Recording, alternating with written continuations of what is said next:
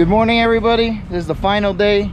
Miguel ended up having to go out on the LCQ, which is extremely rare for him. Thanks to Paul Rice, April, MGM crew out there, Dylan, Colin, everybody helped down this chassis because they hooked that bad boy up and he was rolling. He went from 13th to 4th and setting quick times. I mean, Miguel hasn't driven that well either in a long time. So he made the big show. Now see how many positions you can pick up in the big show. We'll take anything from him. Me, I'm probably starting in the back again. Just issues, but moved up a couple spots. Hopefully get some more speed out of it today. We did some big changes last night, and we're gonna see if we're gonna move forward for sure. Top 20, I'll be ecstatic. Like, I'll be through the moon. So let's see if we can make this happen. Thanks to our subscribers. Subscribe, like, and share. Thanks to Camp Chaos. Thanks to LSR Racing. Thanks to all the supporters. You know, thank you guys. Without you guys, we can't be doing any of this. So catch you guys on track. It's gonna be a good day. I feel it. So we went out for warm-up. Matt was in front of me. His kart was just rolling. He was thinking about doing an axle swap, and to be honest, I should have told him just to leave it alone. Though the grip level had gone up on the track, and he did the axle swap, and it did not react the way he thought it would on his kart. He went back to a different axle and just not work well. I went to a soft seat. That's why my seat was off the chassis. We were trying a soft seat because usually a soft seat for my old chassis would just loosen everything up and let the kart roll. It did not. This new chassis just flexed all around me, and it made the rear hike even higher. So I had work to do. I had an idea about dropping the seat, moving it forward. I should put the old seat back in, but I was going to ride and die with this one, and I was going to do as many changes as I could to make it work. We'll see what happens in the finals. The finals were nuts, and they're coming up now. So the inside line got the biggest jump of its life. Like, we go, there's the outside line. It's just falling back. I didn't even get that good of a start, but then I went into a turn and got moved out of the way. You know, it's racing, shit happens, but it was a hectic start because like the quick guys fell to the back, and then there's Ryan's bumper coming off, so they were trying to move forward. Like, they wanted to get forward in a hurry. Extremely impatient, even though it was a long race. But I could see why they were in such a hurry to get back forward, because here you can't give anybody a gap if not to just run away. I get behind Richard, try to give him a bump, but you know, he's running out of gear and he was quicker than me. Get moved the gear out of the way as well. I mean, they were coming. They didn't not give a damn at all. I can't believe I said that, because when I'm quick, I'm probably the same way as well if I fall back to the back. So, you know, I know exactly how they were feeling and how they were driving, so I was not mad at them. I did not have the speed this weekend. I was definitely falling behind, so them moving through did not bother me at all. I would have done the same thing. And here, Ryan just gets spun around. I barely missed him, and then a massive accident behind us. The 48 collected him. When I heard what happened, you know, we were all just sitting there hoping for the best. Glad to hear that he is better. He did get out of there fine. Just scraped up, bruised up. Karting's a dangerous sport, guys. You know, you got to be careful, and we forget how dangerous it is at times. But accidents like that happen, realization sit in that karting is dangerous. He had nothing, like he could do nothing. I barely missed Ryan. If you guys saw the stalls video, Ben barely missed him. And then I'm guessing he just never saw him and collected him. Flew out of cart and his hand got caught in the chain. So good job to the safety crew out there for getting him loose and free. And it was a good, smart decision to get the restart single file, so we have a better chance of getting away cleanly, even though it took like 10 tries. All right, 10's an exaggeration, but it took like 3 or 4 tries. So I decided to hang way back. It did not matter. I was already in the back, and I hung way back because I didn't want to be in any mayhem. And guess what? There was no mayhem when we finally got going and underway. So that backfired, but I still had a really good race, fun race. The kart did feel better.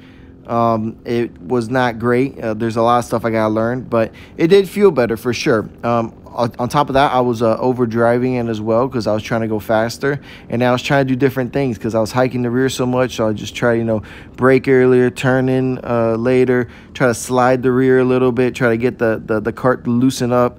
And it was just stuck. I mean, if I wanted a chassis to hook up, it was just gonna hook up. Antonio and Ben up there were just driving away from us. And this, how they were, it's just I couldn't catch them. Then the 5 got by me. And then I was like, dang, man. But then I had the 05 behind me pushing me. So I had a good race in the end still. I had a lot of fun. I still had a blast back here. It was definitely now Antonio goes in the move against Ben, and this way they were much quicker. So definitely the chance we had of catching up just went away. And then the 5 ahead of me, his cart started pushing, it started to get tight, so he actually came back to me as the race went on. My car actually got better and better, mostly because I was just driving it differently, trying to find a quick way around the track with it. Definitely had a good fun race. No matter what position you're in these big events, you're always racing against somebody. It is funner to go race up front, but sometimes it's funner to race in the back or mid-pack or wherever you are on track. It's a blast to race, guys. This double left was just a killer. Sometimes I would just try to go in tighter and see what the cart would do. I would try going wider to see if the cart, but I just could not get that double left down. The 2 double lefts were really killing me. And then the fast section, the cart just felt stuck. Like, when people say, oh man, the cart feels great, it feels good, I can put it where I want, you're slow. That's 90% of the time, at least for me, that's my opinion, you're slow. If you have a different opinion, put it in the comments. Usually when you can just put it where you want, stuff like that, cart just feels, it has so much grip, it's just tight. The cart's tight, you can tell, they're just pulling on me on the fast section. So I just was stuck to the ground. Sure, the cart felt great, I can put it wherever I wanted, but wherever I wanted was not the fast way around the track. And then, like I said, the 5 was just starting to push. So he started coming to me because I'm pretty sure he had to back up a lot of the corners now. And then I had the 05 pushing me like a freight train. And the 05 was quick, but he had bad luck in the heat finals like I did, and he ended up back there with us. So I had had tons of blast racing against the 5 and 05. You see up ahead, Ben and Antonio started to pull away from us. So there's no way catching them for sure. I think I got better as the race went on. I just started learning a lot more stuff and practicing different lines and, working on it. Sometimes weekends don't go, right? This weekend did not go my way at all. I learned a lot, but holy crap, did not go away.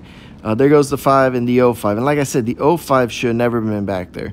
That guy was easily top 10 car, top 15 for sure. He should not been with us. But he came off the track and he said he had a blast racing with us. So I learned a lot from him too, and he ended up pushing the 5 away for a little bit, and then I just could not catch the 05. I was even in the draft, and there was no luck at all for sure. So the 05 gets by the 5 and starts pulling away slowly. So I'm thinking to myself, I know I'm gonna get a good run after this left, right, left.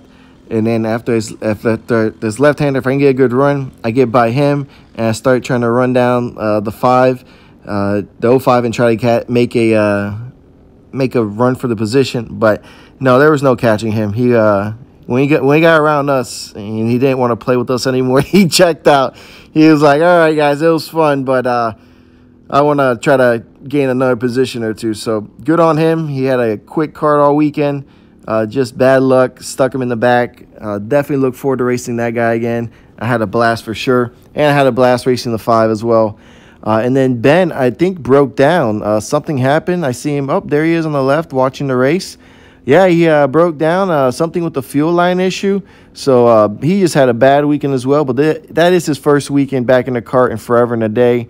And guys, if you don't think we give it 110% trying to film these videos and figure out how to be fast and run up front, then you guys got a misconception of all the hard work we put into it, because we give it 110%. These guys in the pits know I'm always working to try to improve and get quicker, and then I try to film as much as I can, but sometimes I just get behind the ball. Like I didn't film anything between warm-up and finals because I was working for 2.5 hours straight, just making changes, trying to figure this thing out just so I can move up, just feel comfortable and better. Even though this weekend was basically over for me, it was a learning experience, and I walked away with tons of knowledge. So no matter how your weekend goes in the end, remember, walk away with tons of knowledge.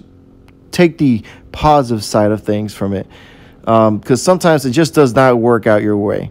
Even I was praying for a little bit of rain. You see the dark clouds out there. I was praying for some rain to dampen the track so I can have a chance, because if this kart was on a slick track, it would be balling. But the rain didn't come either, so it's just out there killing it. And but you know what? The crazy thing, even though I had such a crazy weekend, this last setup, my arms were not killing me. All weekend, man, like I was having a struggle with my arms just killing me. And this last setup, you know, I got off the track just fine, which is crazy because every time I come to this track, after 5 or 6 laps, man, my arms are freaking smoked. So I was in the right direction when it came to feeling more comfortable and stuff, but maybe I was going so slow it didn't hurt my arms. I don't want to think that. I want to think that I actually did something towards it. But thanks for watching, guys. Thanks for everything. Can't wait for the next event. Can't wait to see you guys again. And right now, all I'm going to practice for is the Grands. I got to get this thing down for the Grands, because when I show up to Newcastle, I'm going to show up to run at least mid-pack. All right, guys. Thanks for watching. I'll catch you guys on track. Until the next one, guys. Take it easy.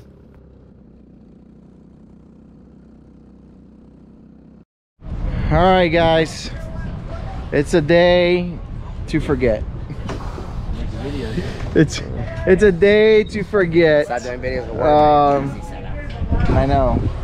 Dude, I worked all freaking day after warm-up. I did not stop messing with the kart. All right, I found some things out, and I'm gonna have to go test, because this chassis is completely different from the old TV.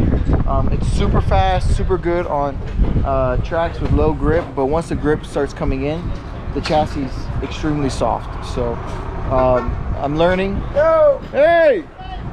Well, there, you too. And gotta do some testing.